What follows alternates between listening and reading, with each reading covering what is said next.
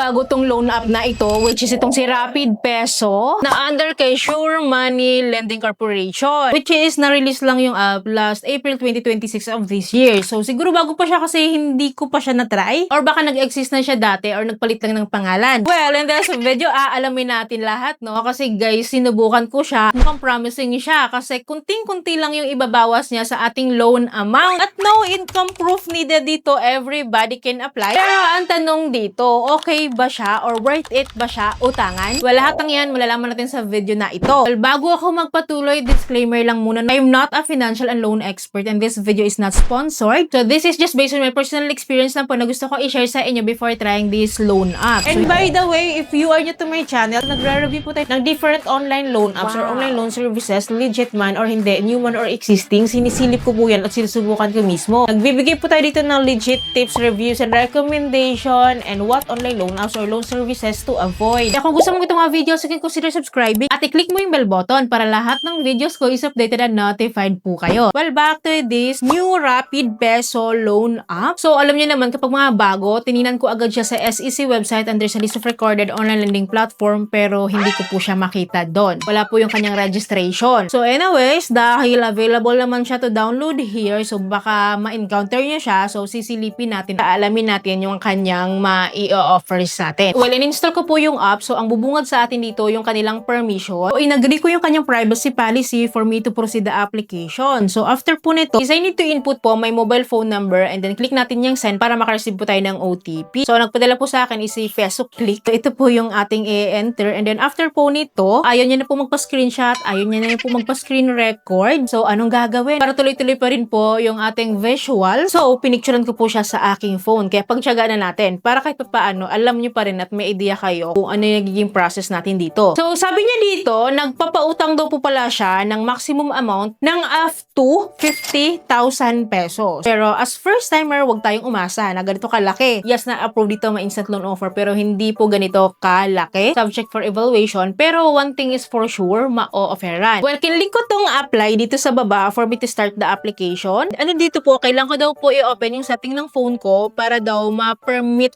ko itong Rapid Peso app. So, kapag di ko siya ginawa, hindi na naman ako makakapasok sa application. So, pupunta lang ako sa setting, i-permit ko lang siya. And then after nyan, balik tayo sa app and then click ulit natin tong apply now. And dito guys, ang bubungad sa atin is the ID verification. So, for you to have an idea kung ano yung mga ID yung kailangan nila, ito lang naman yung mga yun. Ang dami naman dyan and pipili lang po tayo ng isa. And after po nyan, pipicturean po natin yung ating ID and then after capturing our ID, makakapture din yung ating ID information including our full name, ID number, gender, and birthday. Then after po nito is the basic information including the job type na rin po ito, no? Our educational background, marital status, number of children, number of credit cards, and then our addresses po dito. And guys, by the way, dito po pala sa job type, huwag kayong mag-alala kasi ito yung sinasabi ko sa inyo kahit tayo ay unemployed, freelance, student ba yan, or housewife, nag-a-accept po sila noon. At hindi po natin kailan mag-upload or mag-provide ng income documents dito. So, formality lang na kailangan natin mag-fill up. Ganun lang siya. Well, after po natin ma-fill upan po yung kailangan nila dyan, move on tayo sa next step which is the contact information or the emergency contact person. So dito guys, 3 po yung hinihingi nila. Pwedeng manually fill up, pwede po tayong mag-direct sa ating phone book list. So pagkatapos po natin dito, so ang next po nito is the selfie verification na po. Of course, magsi-selfie lang po tayo dyan. And then after po nyan, meron tayo agad-agad instant loan offer dito worth 2,000 pesos. Kaya napapansin nyo guys, hindi siya auto-disbursement kasi wala pa tayong pin-provide na withdrawal account. So, dito pa lang siya mangyayari if ever willing po tayo na mag-loan po dito kay Rapid Peso. So, as first timer, okay na rin to kung talagang kinapos lang. May offer siya sa akin na 2,000. So, ang minimum na pwede kong ma-loan is 1,000. So, 1,000 to 2,000 pesos po kung aking eligible to apply dito. So, dito guys, may nakalagay na service fee worth 30 pesos lang. So, diba, kung makikita nyo dito, reasonable naman. At kung makikita nyo po dito,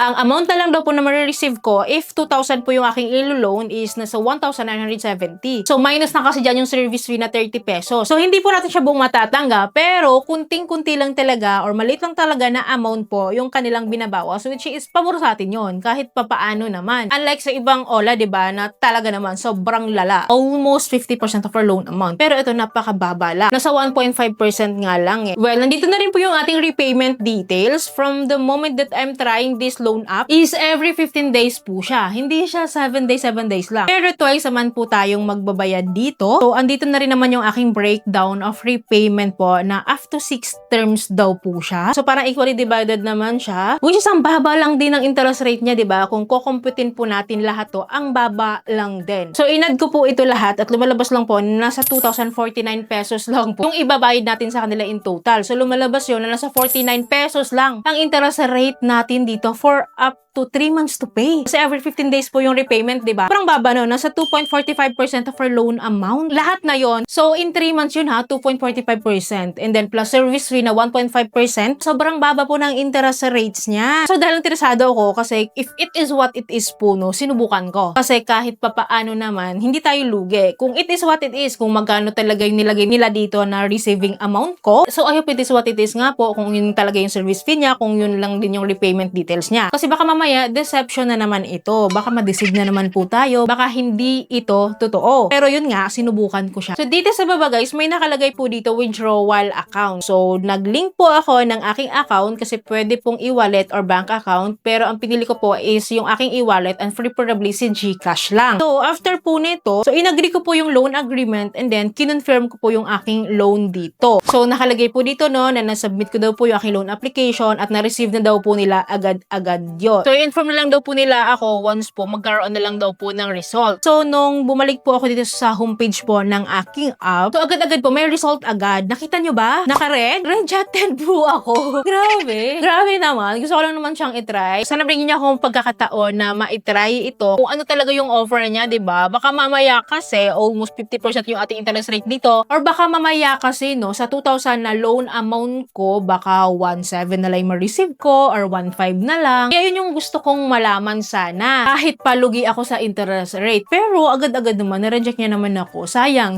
kasi gusto ko siyang itry kasi mukha nga siyang promising according po sa loan details na pinakita niya sa atin. Well, ang dami na nakapag-try na rin naman nito. Marami na nakakapag-review. Well, baka nasubukan niyo na to ha. Please paki-share naman po yung experiences niyo. Almost buo ba talaga natin siyang matanggap? If it is what it is ba? Kumusta yung experience niyo sa mga naka-try before pa mapanood tong video na ito? Paki-share naman po sa comment section po para aware din po yung ba nating viewers kasi napaka-promising niya talaga. Kasi kung ako nga napaloan nga ako dito kasi yun yung offer niya Cruise no, kakanain talaga natin yun compared naman sa other OLAs. Pero I hope hindi siya katulad sa ibang OLAs no, na deceiving. So malalaman naman natin yan later on. Again, sa mga gusto mag-try na to, alamin nyo po muna guys, yung iba pong nag-review po dito sa loan app po na ito, if magkano talaga yung na-receive nila para before trying, may idea talaga kayo at alam nyo talaga na may nakapag-try talaga na nakapag-disburse dito. Kasi ako nga po, nireject nila ako. And sayang talaga. Kasi gusto ko siyang masilip. And again, don't worry, i-update ko naman kayo if ever po may panibago po tayong information regarding Rapid Peso. So, yun lamang po. I hope po man natutunan kayo sa video. I hope po nakatulong tong video sa inyo. Kung nagustuhan niyo po yung video, please don't forget to like, share, and subscribe. At i-click yung bell button para lahat ng videos ko is-updated na notified po kayo. So, thank you po for watching this video. See you in my next video. Bye!